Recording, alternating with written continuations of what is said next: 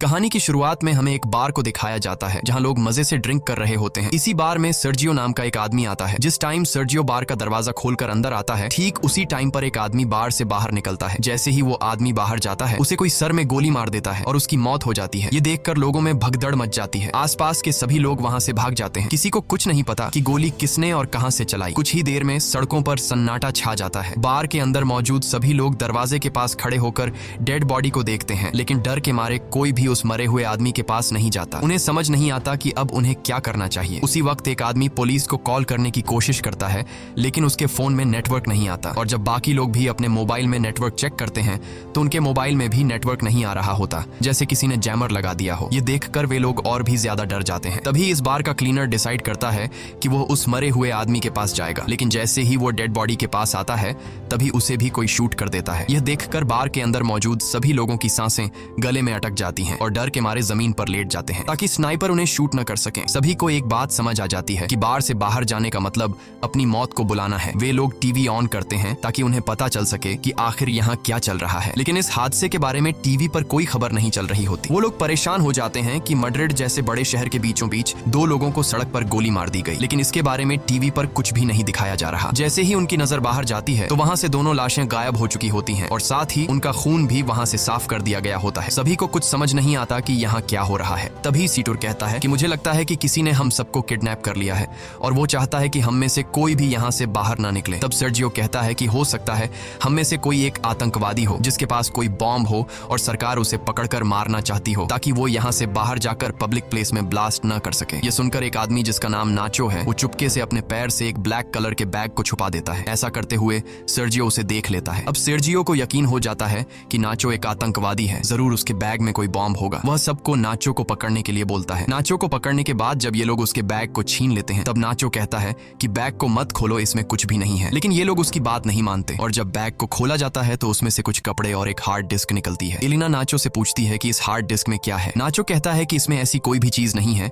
जिससे किसी को भी नुकसान हो। वो कहता है कि मैं एक एड कंपनी में काम करता हूँ और इस हार्ड डिस्क में मेरे काम की फाइल्स हैं। लेकिन एलिना उसकी कोई बात न मानते हुए उसकी हार्ड डिस्क तोड़ देती है, पर हार्ड डिस्क के अंदर कुछ नहीं होता। नाचो गुस्सा हो जाता है कि तुम सब मुझ पे शक क्यों कर रहे हो। सामने एक दूसरा ब्रीफकेस भी पड़ा हुआ है, शायद उसमें कोई बॉम्ब हो। वो सबसे पूछता है कि यह ब्रीफकेस किसका है। तब सर्जियो कहता है कि यह ब्रीफकेस मेरा है और अगर मेरे ब्रीफकेस को किसी ने छूने की कोशिश की तो मैं उसे मार दूंगा। लेकिन यहाँ अंड्रे नाम का एक आदमी अपनी बंदूक निकालता है और सर्जियो पर तान देता है। बंदूक के नोक के सामने सर्जियो अब कुछ भी नहीं कर सकता था, इसलिए बार की मालकिन अम्पारो ब्रीफकेस को उठा लेती है। लेकिन अम्पारो ब्रीफकेस खोलने से डर रही थी। तभी एक भिखारी जिसका नाम इजराइल है, वह ब्रीफकेस को खोल देता है और ब्रीफकेस के अंदर से सारा लेडीज का सामान बाहर निकलता है। सर्जियो कहता है कि मुझे यह सब बेचना पड़ता है और लोगों को मेरे इस काम के बारे में बताने में मुझे शर्म आती है। इससे पहले कि कोई कुछ समझ पाता, उसी वक्त उन्हें बाथरूम से एक अजीब सी आवाज आती है। जब ये लोग वॉशरूम का दरवाजा खोलने की कोशिश करते हैं तो दरवाजा अंदर से लॉक होता है। ये लोग किसी तरह दरवाजा खोलकर बाथरूम में जाते हैं और देखते हैं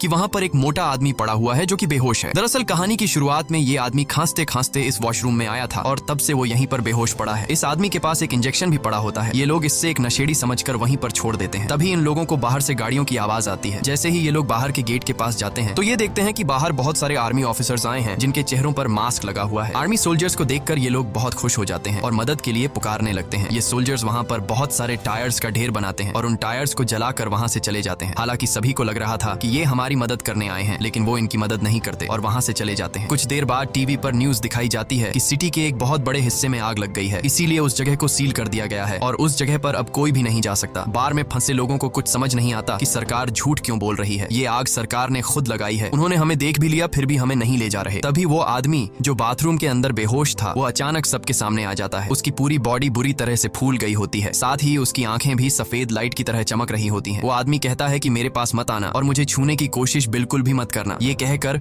वो आदमी गिरकर मर जाता है और उसके हाथ से मोबाइल भी छूटकर गिर जाता है। तभी इजराइल मुस्कुराते हुए इस मरे हुए आदमी की आंखों पर कॉइन्स रख देता है और कहता है कि हम सब मरने वाले हैं। दूसरी तरफ ये लोग उस मरे हुए आदमी का मोबाइल फोन उठा लेते हैं और देखते हैं कि ये आदमी तो एक आर्मी ऑफिसर था। इस आर्मी ऑफिसर के फोन में कुछ फोटोज होती हैं जिनमें लोगों ने वायरस से बचने वाले सूट पहने होते हैं। ये देखकर नाचो समझ जाता है कि ये जो आदमी मरा है ये इन्फेक्टेड था और इन्फेक्शन से इसकी जान चली गई है और हो सकता है कि शायद अब यहाँ और भी लोग इन्फेक्टेड हो गए हों और सरकार हमें इसलिए यहाँ से बाहर जाने नहीं दे रही ताकि हमारी वजह से बाहर की दुनिया में इन्फेक्शन न फैल सके। इसलिए गवर्नमेंट ने इस जगह को सील कर दिया है और सरकार हमें किसी भी कीमत पर यहाँ से बाहर जाने नहीं देगी। उनकी नजर अभी भी हम पर है और अगर कोई भी यहाँ से बाहर जाएगा तो वो लोग उसे मार गिराएंगे, इसलिए हमें अंदर से ही मदद बुलानी पड़ेगी। तब नाचो इस आदमी के मोबाइल फोन से सिग्नल लाने की कोशिश करता है और वो एक टेबल पर चढ़कर सिग्नल लाने के लिए फोन को ऊपर करता है तो उसके मोबाइल में नेटवर्क आ जाता है। वो ये बात सबको बताता है कि मोबाइल में नेटवर्क आ चुका है। नाचो अपने एक दोस्त को कॉल करता है। नाचो का दोस्त नाचो से कहता है कि तुम जल्दी से किसी भी मीडिया वाले को कॉल करके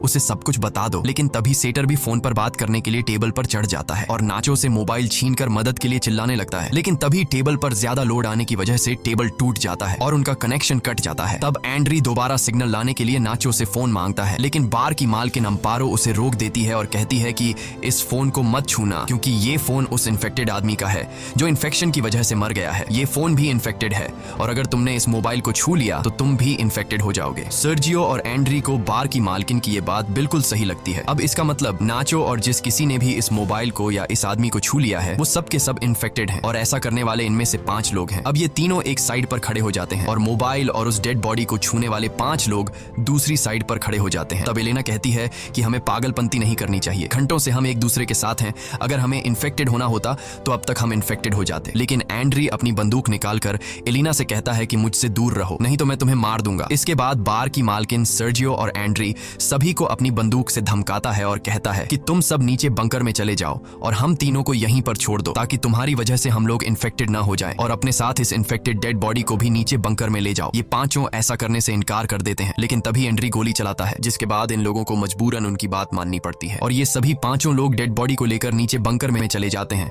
और उनके पीछे बंकर का दरवाजा ऊपर से बंद कर दिया जाता है। अब ऊपर बस 3 लोग बचे हुए हैं। नीचे बंकर में मौजूद 5 लोग बहुत ज्यादा परेशान होते हैं। तभी ट्रिनी नाम की एक औरत की तबीयत अचानक बहुत ज्यादा खराब हो जाती है। वो सीढ़ियों पर चढ़कर बाहर के 3 लोगों को चिल्ला चिल्ला कर दरवाजा खोलने के लिए कहती है, लेकिन कोई उसकी बात नहीं सुनता। सीढ़ियों पर खड़ी होकर दरवाजे को मारने के दौरान ट्रिनी का बैलेंस बिगड़ जाता है और वो नीचे गिर जाती है, लेकिन गिरते दौरान उसका पैर वहां पास रखे बॉटल्स के क्रेट्स पर लग जाता है जिससे वो बॉटल्स भी नीचे गिरकर टूट जाते हैं। बॉटल्स के अंदर मौजूद पानी एक साइड पर बहने लगता है जिससे इन 5 को अंदाजा हो जाता है कि जरूर यहाँ से नीचे बाहर जाने का कोई रास्ता है। जब ये लोग वहां पर पड़े गट्टों को हटाते हैं तो नीचे उन्हें एक ड्रेनेज नजर आता है। इसका मतलब ये लोग वहां से पानी के रास्ते से होते हुए वहां से बाहर निकल सकते हैं। अब ये लोग सोचते हैं कि यहाँ से बाहर जाएगा कौन। तभी इजराइल ड्रेनेज के जाली को हटा देता है और वो ड्रेनेज के अंदर से होकर यहाँ से बाहर निकलने का फैसला करता है, लेकिन इस ड्रेनेज का रास्ता बहुत तंग था, इसलिए इजराइल अपनी पूरी बॉडी पर ऑयल लगाता है और इस ड्रेनेज से नीचे जाने की कोशिश करता है, लेकिन ड्रेनेज का छेद बहुत ही छोटा था जिससे वो नीचे नहीं जा पा रहा था और इजराइल छेद में फंस जाता है। तभी अचानक इन लोगों को गोलियों के चलने की आवाज आती है और उन्हें ऊपर मौजूद 3 लोगों की चिल्लाने की आवाजें आती हैं। आवाजें सुनकर ये लोग बहुत ज्यादा घबरा जाते हैं। फिर उन्हें ऊपर बार में धुआं दिखाई देता है जिसे देखकर ये लोग समझ जाते हैं कि ऊपर जो 3 लोग थे उन्हें किसी ने मारकर पूरे बार को आग लगा दी है। तब ट्रिनी ऊपर लोगों की स्थिति देखने के लिए ऊपर जाकर बंकर के दरवाजे को खोलने की कोशिश करती है, लेकिन बंकर का दरवाजा बहुत ज्यादा गर्म होता है, इसलिए ट्रिनी के छूते ही उसके हाथ जल जाते हैं और वो चिल्ला पड़ती है, जिसके बाद ये लोग ट्रिनी के हाथों पर पट्टी कर देते हैं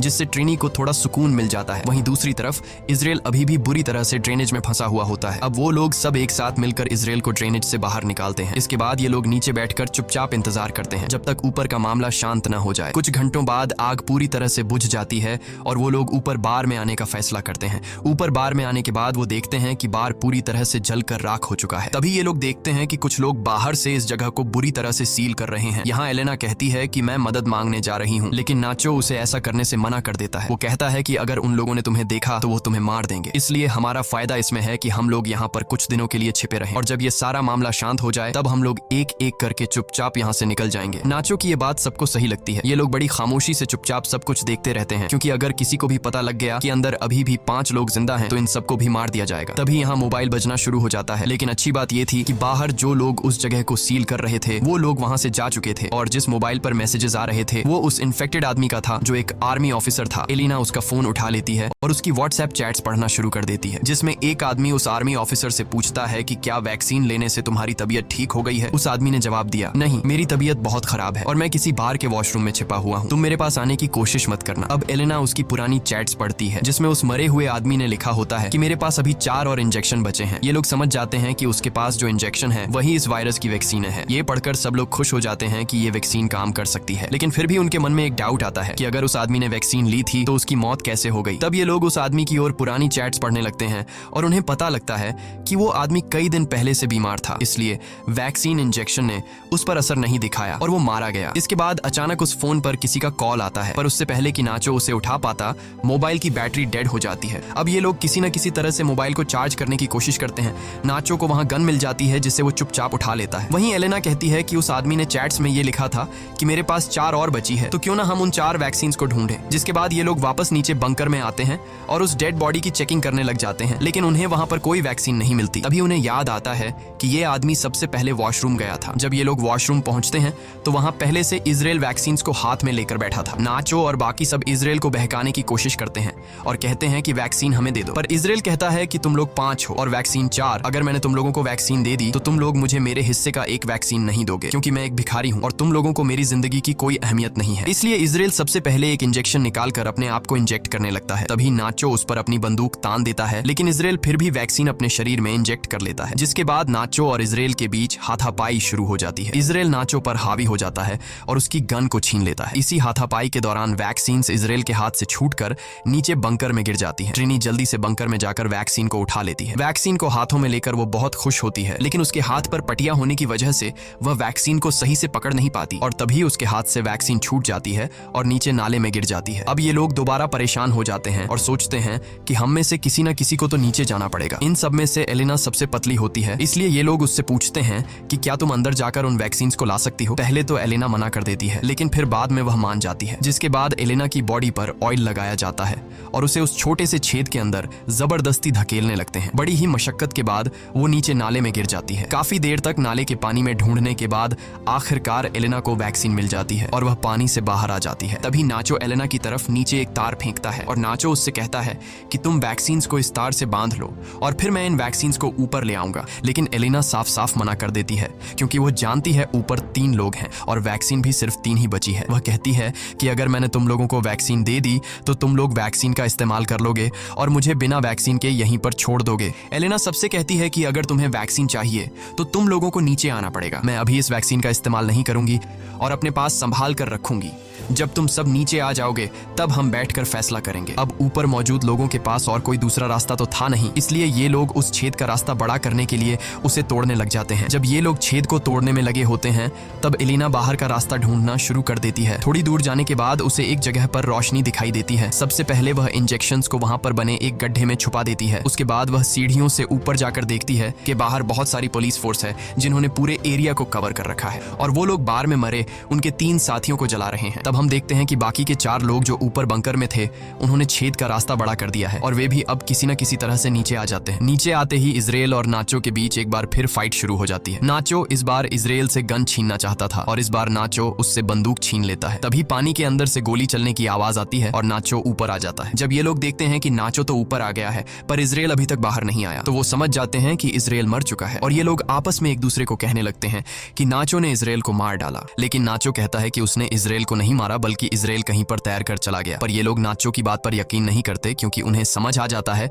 कि नाचो हमसे अपना गुनाह छुपा रहा है। ये लोग नाचो को गन फेंकने के लिए कहते हैं पर नाचो मना कर देता है। अब नाचो पहले तो बहुत ही प्यार से एलेना से पूछता है कि वैक्सीन कहाँ है, लेकिन जब एलेना नहीं बताती तो नाचो सीतुर को गन पॉइंट पर ले लेता है और एलेना को वैक्सीन देने के लिए कहता है। अब यहाँ नाचो कहता है कि हमारे पास 3 वैक्सीन है और अगर मैं सीतुर को मार दूं तो हम आसानी से एक दूसरे के साथ वैक्सीन बांट लेंगे। लेकिन एलेना ऐसा करने से मना कर देती है। वो कहती है कि सितुर को मत मारना, मैं तुम्हें वैक्सीन देने के लिए तैयार हूँ। इसके बाद एलेना इनको बाहर की तरफ ले जाती है जहाँ उसने वैक्सीन छिपा रखी थी। धीरे धीरे ये लोग आगे बढ़ते रहते हैं। नाचो और एलेना आगे चलते हैं जबकि सितुर और ट्रिनी उनके पीछे चलते हैं। तभी सितुर पानी में गिर जाता है और ट्रिनी जैसे तैसे करके अपनी जान पर खेल कर सितुर को बचा लेती है। ट्रिनी यहाँ सबसे कहती है कि हम चारों में से एक ना एक को तो वैसे भी मरना है। मैं तुम लोगों में से उम्र में सबसे बड़ी हूँ और मैं अपनी जिंदगी जी चुकी हूँ, इसलिए वो नाचो से कहती है कि तुम मुझे गोली मार दो ताकि तुम सब आसानी से एक दूसरे के साथ वैक्सीन बांट सको और तुम्हारी जान बच जाए। काफी देर तक सोचने के बाद नाचो ट्रिनी पर बंदूक तान देता है, लेकिन वो गोली नहीं चला पाता, जिसके बाद ट्रिनी नाचो से गन लेकर यहाँ से थोड़ी दूर जाकर अपने आप को गोली मार लेती है। अब सिर्फ 3 लोग बचे थे और उनके पास इंजेक्शन भी 3 ही थे, इसलिए सब एक एक इंजेक्शन ले लेते हैं। इसी बीच उन लोगों को उस जगह से आवाजें आने लगती हैं जहां पर ट्रिनी ने खुद को मार डाला था। ये लोग जब उस जगह पर जाते हैं तो देखते हैं कि ट्रिनी की आंखों पर किसी ने कॉइन्स रखे हैं और ये देखकर ये लोग समझ जाते हैं कि ये काम किसी और का नहीं बल्कि इजराइल का है, क्योंकि इजराइल ऐसा करता है। और तभी पीछे से इजराइल सितुर पर हमला करके उसे जान से मार देता है। इजराइल बहुत ज्यादा गुस्से में था और वह नाचो और एलेना की जान के पीछे पड़ जाता है। तभी नाचो और एलेना को सामने सीढ़ियां दिखाई देती हैं। ये दोनों तेजी से सीढ़ियों की तरफ भागते हैं और इजराइल से खुद को बचाने के लिए सीढ़ियों पर चढ़ने लगते हैं। पर तभी एलेना के पास जो इंजेक्शन होता है वो उसके हाथ से छूटकर नीचे गिर जाता है। अब क्योंकि इजराइल भी उनको मारने के लिए उनके पीछे सीढ़ियों पर चढ़ रहा था, इसलिए अब एलेना इंजेक्शन उठाने के लिए वापस नहीं जा सकती थी, क्योंकि अगर वह नीचे जाती तो इजराइल उसे मार देता। तभी इजराइल नाचो को पैर से पकड़ लेता है। तब नाचो को एहसास हो जाता है कि वह बाहर नहीं जा पाएगा, इसलिए अपना वैक्सीन एलेना को पकड़ा देता है और उसे कहता है कि अपना ख्याल रखना है। तभी इजराइल नाचो को पैर से पकड़कर नीचे जोर से खींच लेता है, जिससे ये दोनों नीचे गिर जाते हैं और उनकी मौत हो जाती है। तब एलेना नाचो का दिया हुआ वैक्सीन खुद में इंजेक्ट करती है और ऊपर ड्रेनेज का ढक्कन खोलकर बाहर निकल आती है। बाहर निकलते ही उसे बहुत सारे लोग दिखाई देते हैं और वह देखती है कि सरकार ने यहाँ से आगे का पूरा इलाका सील कर दिया है। तभी एक औरत अपना जैकेट निकालकर एलेना को पहना देती है और एलेना लोगों में घुल मिल जाती है। इस कहानी में कुछ बेगुनाह लोग भी मारे जाते हैं, लेकिन गवर्नमेंट को यह कदम मजबूरी में उठाना पड़ा, क्योंकि अगर ये लोग बिना वैक्सीन के लोगों में घुल मिल जाते तो यह वायरस पूरी दुनिया में फैल सकता था। इसलिए गवर्नमेंट को अपनी कंट्री के पब्लिक की सेफ्टी के लिए यह कदम उठाना पड़ा। इसी के साथ ये कहानी खत्म हो जाती है।